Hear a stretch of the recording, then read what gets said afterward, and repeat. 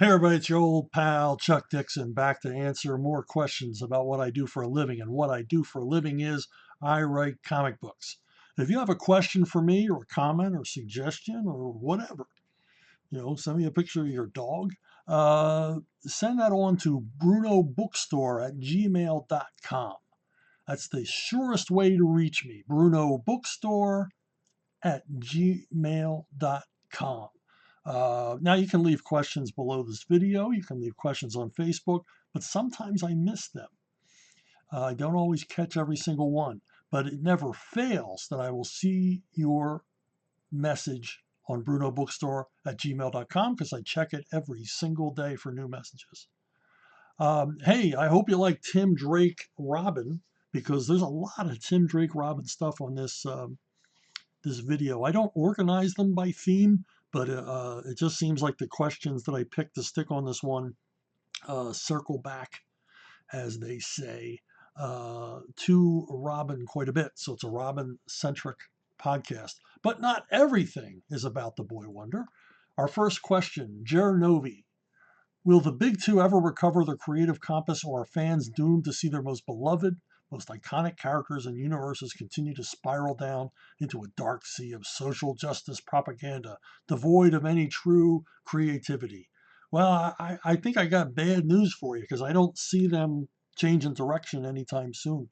Um, the people in charge at the big two, Marvel and DC, seem politically driven for the most part, which is bad news for anybody who likes escapist fiction. Because the one thing that we want to escape from, or one of the things we want to escape from when we read about colorful costume characters, we want to escape politics. We want to escape the drudgery of our own lives or our own personal problems or whatever, and just forget about all that stuff for a while and watch some, superhumans beating each other up. I mean, what's wrong with that? Who are we hurting? But so much of comic books has an agenda. They have a wish list of customers they wish bought their comics, but don't. They have contempt for the people who do read their comics. Uh, Sometimes I think that they, produce these comics for hipsters who live below 14th Street in Manhattan. And, but they don't read comics. They may become outraged at comics. They may be familiar with the comics, but they don't plunk down the money to make comics. And so what you get is you get a bunch of careerists and tourists kind of traveling through the comic book business, visiting for a while on their way to better jobs. Because working at DC Comics or Marvel Comics probably looks great on a resume if you're applying to work at one of the networks or, the New Yorker or MTV or, wherever else these, people will blow off to once they get tired of ruining the comic book industry. And the greatest problem isn't, their agenda is a problem, but it's married to their lack of craft. They seem to be attracted to writers and artists who really don't know how comics work, who don't know how to create earnest, mass appeal comic book characters. And that's the biggest thing I've seen go wrong is the comics, they don't read well, they're not attractive, they're not well done. There's really no reason to read them. They're certainly not entertaining. Mostly they're scolding and trying to make some sort of message point. And when you're trying to make a message, you're not telling a story. And they're comic books that are designed to basically make you feel bad. And that's not what comic books are for. Comic books are to make you feel good. Now, this isn't to say that comics as a medium, as an art form, if you will, can't be serious and can't deal with serious things and can't be more literate and whatever. Okay, you can make comics about whatever you want. But when you're trying to make universal appeal, broad appeal, escapist entertainment, you don't turn to the political. You don't try to put across who you think people should vote for or what you think your readers should think on any certain issue. You don't have the heroes spouting off your political talking points. Because if you're looking at entertainment from a political perspective, you are looking through the wrong end of the telescope. And we all know what happens when you look through the wrong end of the telescope. You make everything smaller. David T. Zwali. As a writer for a creator-owned independent comic, how would you find an artist? And what would be a fair rate to pay that artist? I'm working on a script for an initial 6-issue miniseries, and I'm looking for any advice I can get. Thank you. Yeah, I don't envy you because, I mean, even with 35 years in the business, I sometimes find a hard time finding an artist for a new project because they're either, they're, well, there's 3 parameters for any artist that you want to use. Are they good? Are they reliable? And are they available? And all of these things are a problem when you're first starting out and you're financing things yourself or even crowdfunding because, you may find somebody who's available, but they're not good. You may find somebody who's available and good, but they're not reliable. And you're probably going to be paying lower than standard industry rates. And that's where reliability becomes a liability because, and I have the same problem. If I hire a guy to work on a project of mine and I'm paying him myself, either through my own funds or through crowdfunding, generally I'm paying him less than he gets other places, which means he has to fit my job in around all of his other work. And which means my job takes a back seat. And I understand that because I can't pay him enough to go full time at it. So instead of turning out a page a day, I'm lucky if I see 4 or 5 pages a month. Now you're talking about a mini series, and generally that's what I'm talking about. I'm talking about a mini series or a trade paperback length story. So I need 100, 120 pages. Well, at the rate that most artists will work for me, at the rates I can afford to pay them, I'm going to be years seeing that project completed. Now, the thing is, you may have a friend who's willing to do it for free, but let me tell you what's going to happen in the end of that. He'll never finish it because, eventually he'll just get distracted by, paying jobs because he's a professional. He needs to get paid. So you don't want, no matter how good a friend it is, I don't care. Don't take anybody's offer to work for free. Even if it's a friend, pay them a competitive rate, a rate they can live with, and then get used to the idea that you will not see this project finished for a long, long time. Doesn't mean you shouldn't finish writing it. Write the whole thing, and then it's done. But, so you want to pick somebody reliable who's going to finish the whole thing because, as a fanboy, and I'm a fanboy, you hate to see any comic book project change artists in the middle. I'm still, part of me is peeved that the Kree Skrull War and Avengers wasn't all drawn by either Neil Adams or John Buscema, that they split it between the two. So you want to pay enough that they stay on the project, but you got to be patient enough to know that they're going to have to fit it around other things. So unless you can crowdfund and get the big bucks and pay them a real competitive rate so they can go at it full time. But, patience, patience, patience. Now, what would the rates be? I don't know. You can adjust the rate by offering, to be a partner in the creator ownership of it. So if you share ownership of the property with the artist, then, they might take a lower rate because, they might want to spin the wheel with you. They might want to put it all on red to see if there's some ancillary money. And if this thing turns into a movie or TV show, they're in for the same amount of cash you're in for. If they want to take that risk, spin the wheel with you. But just figure out a rate. Get your artist to be honest about what they would need to help you make this happen. And remember, you're going to need to get it lettered. You're going to need to get it colored, and unless you have a publisher. So there you go. So you either get a publisher to help you finance it, crowdfund it, or if you're funding it yourself, find somebody you can rely upon and agree upon a rate that they can live with. Bruce Gooddale.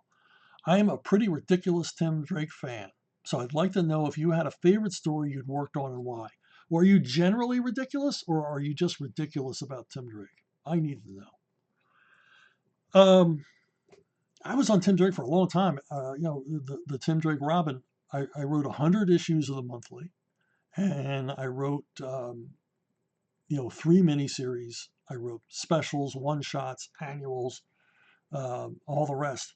And it's hard to say what was my favorite because, you know, I had a good long run and a good long time to develop the character more. Marv Wolfman got the character started in Death in the Family.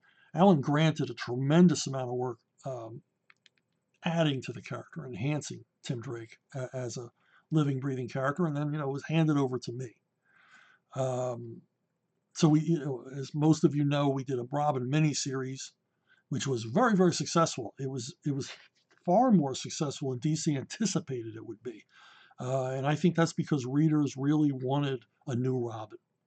And they had already taken to Tim Drake, thanks to the work of Marv Wolfman and Alan Grant in making Tim Drake a likable, relatable character.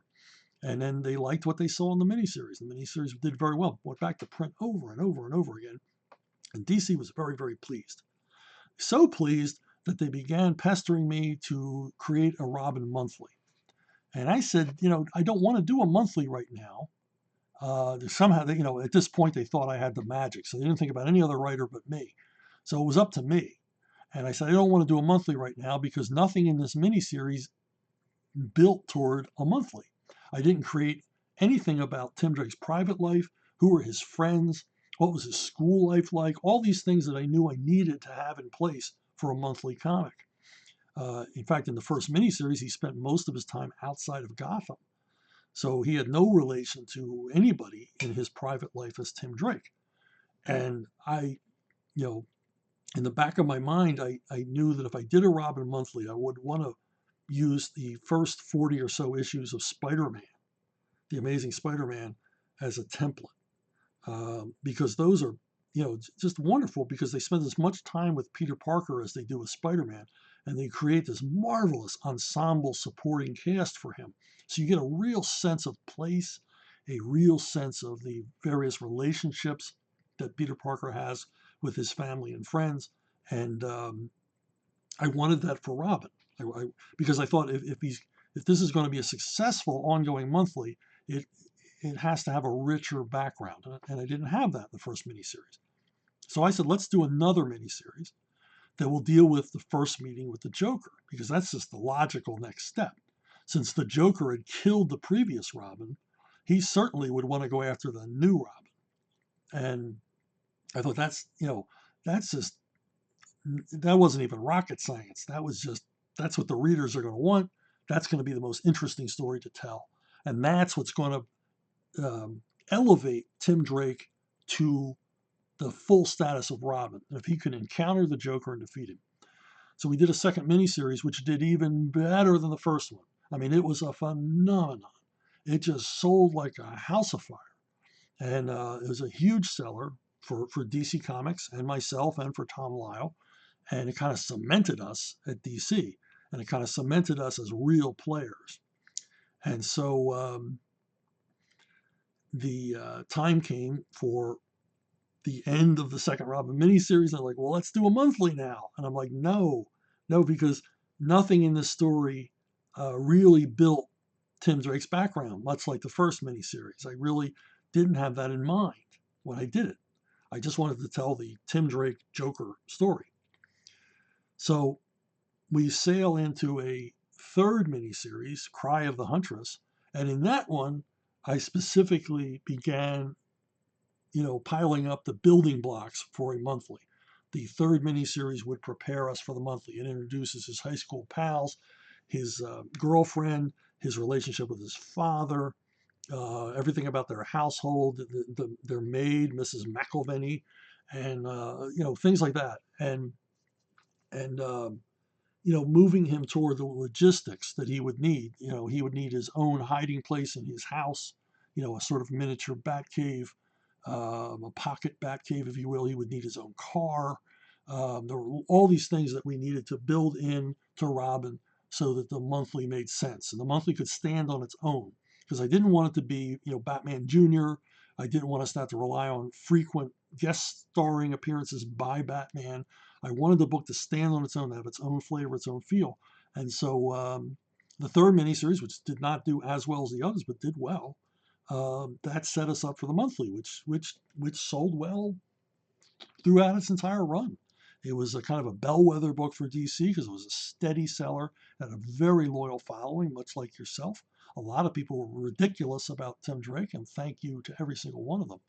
Now, as far as favorites go, um, when I got on the book, I was working with Tom Grummett, an artist I admired, I always wanted to work with, and it was a new book. It was fresh. I reintroduced Stephanie Brown, the spoiler, into the continuity because I knew I wanted her to be a part of this book. I wanted to create a romantic triangle. Again, remember, I'm coming off the Spider-Man template, and Peter Parker always had a couple of girls that he was interested in, or one would be interested in him. You know, the Archie, Betty, and Veronica sort of triad. And I wanted to introduce that because that, it keeps things boiling. And I did some pretty cool, straight up crime drama type stories. Um, you know, but you know, but I really can't pick a favorite because I did so many issues. Um, but we did lots of fun stuff. I particularly enjoyed when I felt a need because DC left me alone on this book because they figured that I was the Tim Drake expert, and hey, if it ain't broke, don't fix it. Book was selling okay, it was selling fine, so keep me on it and let me run it, and I did. I ran it, and there were times when I thought, hey, we need a little bit of a shakeup, so I would have guest stars or deal with some sort of an issue, which we'll get to later in this video. And, and then at one point I had Tim Drake's dad he had it with Tim Drake's secret life, which he had no idea he was robbing. He thought he was some sort of juvenile delinquent. Um, he sends his son off to boarding school, and it just shakes up the whole book for a while. I had a lot of fun introducing all the brand new characters there and the new conflicts and new challenges because for Tim Drake to sneak out of a boarding school to be Robin was a lot more difficult than slipping out of his dad's house. So that stuff was fun, and I got to work with so many great artists: Stas Johnson, Tom Grummett, Gordon Purcell did some issues. Frank Fosco did some issues. The run with Pete Woods was a lot of fun. Mike Waringo did a run on the book and did his usual awesome job. And yeah, it's hard to pick a favorite. It's like asking me to pick which one of my children I like best. So, Harding McFadden, how do you handle controversial subject matter in comics? Well, I generally try not to. I don't like controversy for controversy's sake. I don't like issue comics. I don't like message comics. And,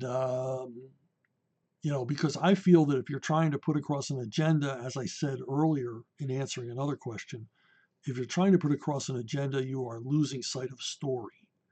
But that said, some issues crop up that you feel a need to deal with. In an issue of Spider-Man, which I believe was from the late 60s, Stan Lee felt that it was important to deal with the rising use of drugs by young people. He wrote a story in which Harry Osborn becomes an addict. And Peter Parker, and as both Peter Parker and Spider-Man, try to get Harry out of this, get him over this, get him to seek help. And it's a good story, and it presents the problem well. It presents the dangers, and it's a cautionary tale for kids because kids were still reading this comic, and kids looked up to Spider-Man. And if Spider-Man said drugs were bad, drugs were bad. And it did a good job, Gil Kane on the artwork, of showing the pain that drug addiction causes, not only to the user, but to everyone around them. But because the story dealt with drug abuse, the Comics Code would not put their little stamp on it. So you see this cover in the time period, and there's no Comics Code stamp. They would not put it on there, which risked the news agencies not wanting to carry it. I don't think that happened, but Stan felt the issue was important enough to risk that, and the publisher backed him up on it. And it's a worthy story. Is it controversial? I don't think there's too many pro-drug people out there, pro-addiction. So it's not really controversial, but it did deal with an issue. And the other thing is it not only dealt with an issue, but it added emotional weight to the characters, as well as grounding the series more in reality. Because while superheroes are wish fulfillment fantasies and pure escapism, they still need to deal with, the real world in order that we can relate to them. If they live in this sort of phantasmagorical, rock candy mountain kind of world that we can't relate to because everything's wonderful and the streets are always clean, um, you know, the stories are less enjoyable. Uh, and this isn't a first for comics to deal with controversial material. I mean, back in the day, the Superman radio show did a series of episodes about the Ku Klux Klan. And it's generally recognized that those radio episodes did more to harm the Klan than any other, than the FBI or any civil rights group, because uh, having Superman basically best the Klan and mock them using their own words and their own terminologies, um, it reduced membership dramatically because Klansmen were embarrassed to say they were in the Klan now because everybody had heard their shenanigans on the radio with Superman. Now, I did deal with controversy, quote unquote controversy, in my Robin run. As I've already said, Spider-Man was my template. The beginning issues, the genesis of Spider-Man, that was the template for my Robin book. And because Robin is a teenager in high school, even younger than Peter Parker, uh, he would deal with the issues of the day. And kids, of that age or even younger, were running into things at school and in their social life that I I never ran into when I was a kid. So we dealt with guns in school. We dealt with date rape, a little bit with drugs, even abortion. And I didn't see these as controversial, you know, controversy for the sake of controversy or relevancy for the sake of relevancy. Again, these stories added emotional weight, made them seem more relatable, made it seem like they took place in a universe closer to our own lives. Now, remember, my editor, the Batman group editor, was Denny O'Neil. And Denny O'Neil, world renowned as the biggest bleeding heart liberal in comics. I'm not telling tales out of school. He copped to it. He was proud of it. And God bless him for it. Those were his ideals. Those were his ideas. Now, I'm totally politically on the other side of the spectrum. But Denny and I were pros. We were friends. We liked working together. And we put all of that aside because when you're making comic books, that's not important. We weren't looking through the wrong end of the telescope at each other. And so I wanted to deal with issues as long as there was a story in it. And Denny was the same way. As long as there was a story in it, as long as it it it told us more about the characters, he was fine.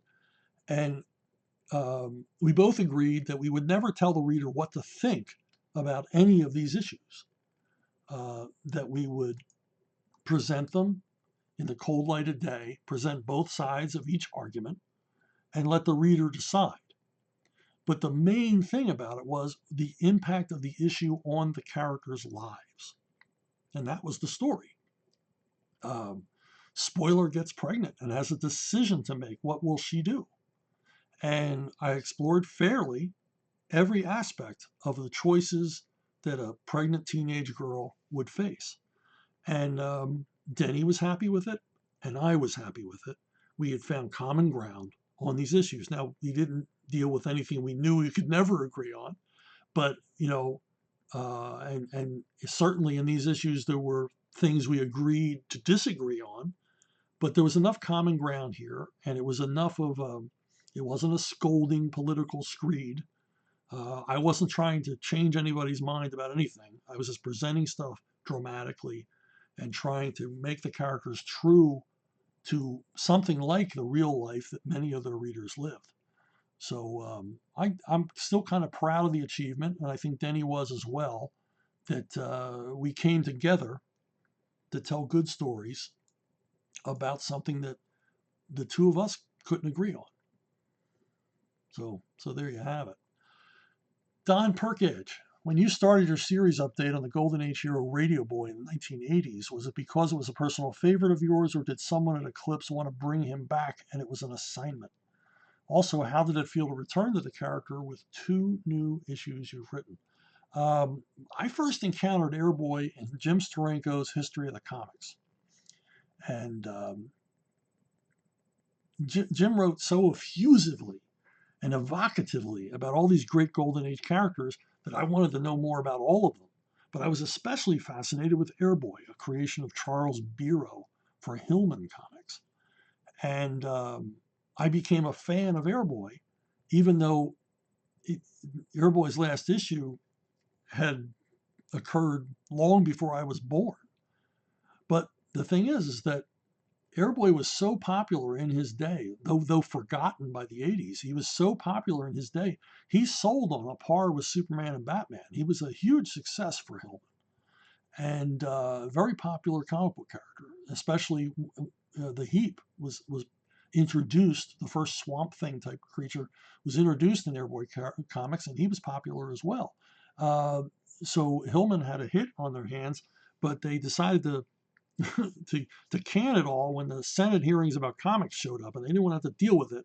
So they just stopped publishing comics altogether and went back to what they did best, which was crossword puzzle books.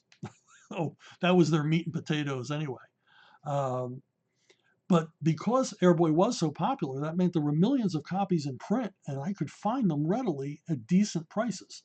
I mean, in the 1970s, I was able to buy an Airboy comic for $1, $2. That was a lot more than a comic book went for at the time, but it was a Golden Age comic. And I would find them in comic book shops.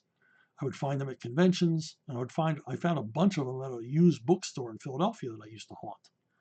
So these old 52-page, 10-cent comic books were readily easy to find. And so I was able to, read a whole bunch of them. And it was one of the few Golden Age comics that were available to me that, other than occasionally DC or Marvel would reprint some stuff. But I fell in love with the character. I would even draw the character. I drew pictures of Skywolf and Airboy and Valkyrie, and I just fell in love with the characters. Now, at the very beginning of my professional comic book career, I was visiting Tim Truman at his house, and he was doing a lot of work for Eclipse at the time. He was a star at Eclipse. And I was there when Cat Ironwood called and said that they were thinking about doing a series of Airboy comics because they had found out that the Golden Age Airboy was in public domain. That would allow us to bring the character back without licensing it. We'd have to pay anybody for it. Anybody could do an Airboy comic. And so I overhear this, and Tim puts a hand to the phone and says, they want to do Airboy. And I'm like, Airboy? I love Airboy. Right? So they put me on the phone. He puts me on the phone, and I talk to Kat, and I assure her that I know all about Airboy and Valkyrie and Heap and Skywolf and the Flying Fool and all of them, and I'm a big fan, and I would love a shot at it. Well, they assigned Tim Truman to be editor. He assigns me to be writer, and we're off to the races. And the thing about it was, Tim was involved in the early issues very much on the creative end because Tim's the one that told, I'm a new guy. I'm a new guy in comics, and I'm thinking conservation of risk. I don't want to take too many risks with my career early on because, you never get a second chance to make a first impression, right? So I wanted to be more conservative, not politically conservative, creatively conservative with Airboy. I wanted to update the plane, remove some of the wackier elements because Airboy was a seriously wacky, surreal comic book series. And I wanted to sort of walk away from some of that. And Tim is the one that said, no, that's the charm of Airboy. That's the charm. You got to keep all that crazy stuff, the rats and the plane that flies with bat wings, and the living in a monastery, an old monastery, and all this stuff. And he says, you don't need to run away from that. You need to lean into it. And he was right. He was absolutely right. So the series is seriously crazy. We have man-sized talking rats who form a motorcycle gang. We retained Misery, which was the recurring villain of Airboy. Misery flies an enormous plane, which is a flying graveyard for former aviators. Amelia Earhart is there. So, um, so we just kept all that, and it was enormously successful for Eclipse. It ran 50 issues, which I think is the longest, by far the longest running title that Eclipse ever had, and it spawned all kinds of one shots and graphic novels and miniseries and crossovers, and it was a big thing for Eclipse at the time, and I'm glad I was part of it. Also glad that I got to do new issues. Um, It's Alive Comics has recently published a new um, issue 51, continuing the original series. We're hard at work on issue 52 to basically advance the story of Airboy from the 80s to the present. And yeah, it was fun. I mean, it was great because, my first ongoing series in comics was a character that I loved, you know, and if only, you know, it was serendipity that I was there that day when Tim talked to Eclipse about it. Harold Pridemore, how many pledges make it a good crowd fundraiser profitable? Make a good crowd fundraiser profitable for writer and artist. Well, if you got a rich friend, it can take just one. In fact, going into crowdfunding, you might want to have a lot of rich friends, or at least a lot of friends or relatives who are willing to contribute, because you're going to be hitting everybody up. I talked to somebody recently who said that at the end of one of his crowdfunders, he was just going up to strangers on the street. Can you give me $2 for my comic book, please? So, yeah, I mean, you got to figure out what you need. What you need to pay yourself, what you need to pay your art team, what fulfillment's going to cost you. And remember, Kickstarter, Indiegogo, or whoever you go with, they're going to want their piece at the end of the day. So you got to figure out a realistic amount that you need to make this happen, and then go for it. But how many? I don't know. I mean, like I said, it could be one, it could be 10,000 people. You're either going to get 50,000 from one person, or you know $100 from 5,000 people. So it all depends. It's hard work. Crowdfunding is hard work, which is why I don't do it. I've done it a couple of times. It's a lot of work. I'd rather just be on the creative end of it than packing boxes and going to the post office and all that jazz. But that said, I mean, a lot of the work I've done in recent years has been crowdfunded, and it's a great experience because other than the guy running the crowdfund, there's no gatekeepers. It's raw comics. It's a guy writing, a guy drawing, and you just go to town. And I've gotten to do some very, very interesting work with some people I normally would never have worked with in any other case. And it's always different. It's always interesting. It's always engaging. And I've really dug the experience, and I look forward to more of it. And it's tremendous amount of creative freedom. You're out from under the big two, and it can be very, very highly profitable. Some of the highest paid jobs I've had in the last 12 years have been crowdfund jobs. And you don't know at the beginning they're going to be high paying, but when you reach the goal and then you surpass it, and there's a little extra money in the kitty to spread around everybody. So yeah, it's not about how many people donate, it's how much each person donates.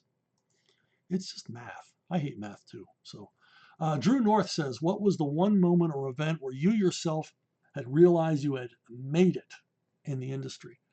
Um, well, it usually I can't think of one moment, but in this case I can. I got hired again. We're back to Robin, Tim Drake and Robin. I got hired to do the Robin miniseries, and it took off. It took off, and so I was invited to the Bat Summit for Nightfall. I didn't know it was the Bat Summit for Nightfall. I just thought, oh, I'm being invited to the regular Bat Summit that they had once or twice a year, and I didn't know why I was going to be there because I was the Robin writer. I mean, unless things involved Robin, I would just sit there quietly and listen to everybody else. So they were going to take us away to this fabulous resort on the Hudson, but they wanted everybody in town the night before. So they put us up at the Sheraton, right down the street from Radio City Music Hall, a couple of blocks away from the south end of Central Park, just a block away from the DC offices, Midtown Manhattan, New York, New York, which will be relevant in just a moment. So I go to check in, and the guy behind the registration says, "Oh, you're with DC Comics," and I said, "Yeah," because they were paying for it. And he said, "Well, what do you do for them?" And I said, "Well, right now I'm just writing Robin." And the guy says, "That Robin miniseries?" And I'm like, "Yeah." And he goes, "Good work. Congratulations, sir." Like, did somebody put this guy up to this? And, so I'm like, start spreading the news. I mean, it's like this, it's like I have literally made it in New York. A guy behind the registration counter at the hotel knows what I do. And it's like, that's when I was like, wow, this could turn into something. And, that was my crystal clear moment of having made it in the comics industry when a total stranger took an interest in what I did. Graham Small, I've been meaning to email you in a properly thought out question, but for now, I'll just ask this, which is, I love this question. What was the first film you recall ever seeing that had a profound effect on you as a child, and how did it affect you? Well, that would be Forbidden Planet, without a question. I was maybe, oh man, 7, 8 years old, and Saturday night on our ABC affiliate in Philadelphia, they used to have Chiller Theater, and they would run 2 horror movies back to back. Thankfully, there was no horror host. I didn't like horror hosts because they took time away from the movie. They would just run 2 horror movies or science fiction movies back to back on Chiller Theater, 11:30 on a Saturday night. And I was a little kid, and I was late to stay up, so my parents would let me go to sleep at 8 and then wake me up when the news was ending at 11 to watch one of the Chiller Theater horror movies. I wasn't allowed to watch both, but every single Saturday night, my parents would fall asleep, and I would end up watching both. So I'd stay up real late, and I'd be all drowsy at church the next morning because I stayed up so late. But this particular Saturday was unusual because my dad said, "I'm going to watch this with you." And he told me, he says, "You're going to love this movie," because he had seen it at the movies. And boy, did I love that movie. And I still love that movie. Forbidden Planet, if you don't know it, and boy, I don't know how you cannot know it, so much a part of the popular culture. Forbidden Planet is kind of Star Trek done in the 50s. And it's about a bunch of, you know, spacefaring soldier types visiting the planet of Altair 5 because no one's heard from this place in a long time. Basically, the plot of Aliens, a colony that hasn't been heard from in a long time. And they go to visit and they find all kinds of crazy things. There's this guy, Dr. Morbius, living there in his house that he built with the help of Robbie the robot, a robot he built. And he's living there alone with his daughter. And it's Shakespeare's The Tempest, done as a science fiction story. But it was an A picture, Technicolor, CinemaScope, big budget and terrific effects, a lot of them done by the Disney studios. And it has a hell of a story. It really does have a hell of a story. And everything about it, every single detail about it fascinated me when I was a kid. And I got the story. I got the whole idea of the monster that emerges from the human mind, from the id, from the subconscious. And it was, the man's subconscious and violent tendencies that were most dangerous force that he could face no matter where he went in the universe, that kind of deal. And, it had the romance angle, which bored me as a kid. And it was just a massive amount of fun. And the scope of it, when they go to visit the alien uh, constructions beneath the planet's surface, the sheer scale of the Krell surfaces, blew my little mind and just sort of opened up all kinds of new possibilities. It really was an awakening of my sense of wonder, and so much like the stuff I read in comics, except it's a movie, and it's big and it's huge and it's enthralling, and I just loved everything about it. And recently, one of my kids, it was his birthday, and he went over to his friend's house for his birthday party, And all of his friends, they said, you can pick any movie you want to watch. And he picked Forbidden Planet. And they were like, wow, yeah, this movie was made, when my grandfather was around. This is 1955. And what are you, crazy? And they loved it. They loved it. And he says, and he told me, he says, they loved it for a lot of different reasons. Some of it, they're looking at it from a Mystery Science Theater 3000 aspect. Some of it, they're looking at it for the dated sexual mores. But then, but they did enjoy the story, and they did dig the whole idea of a monster from the subconscious. And the girls in the group really liked Morbius's uh, lecture to his daughter about men. They thought it was both funny but affecting, and kind of touching. They really liked that aspect of it. And so, the film's kind of immortal. So, generations to come will look back on this movie, I hope not as just a sort of, vintage sci-fi or an example of, that genre, but as a real vital, interesting movie. And it certainly deals with deeper ideas than most science fiction movies deal with today. It wasn't just an action flick, although there's plenty of action. It was a thought piece. So there you go. Hey, over here at ArcTunes, we're doing some awesome stuff. If you haven't checked out ArcTunes, you really need to do it. It's a free digital comics platform, and we're adding new comics every single day. 2 new episodes of every comic once a week. We're starting to build a big library. And I think by the time this thing airs, you're going to be able to read basically the equivalent of like an issue and a half or 2 issues of comics of some of these series.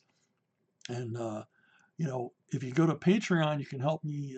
You can help support ArcTunes by helping me pay my artists, helping the projects go on. And a lot of you have been very generous and have allowed me, to pay guys like Tim Latte and Frank Fosco to work on Go Monster Go and Something Big.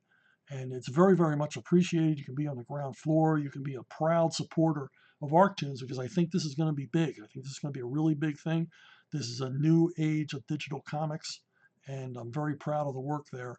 And if you just go to archaven.com and check them out, like I said, they're free. Why not? Take a look. There's got to be something there you like. There's such a panoply of different genres. There's a little something for everybody. So anyway, thank you for listening. Thank you for watching, and I'll see everybody down the road.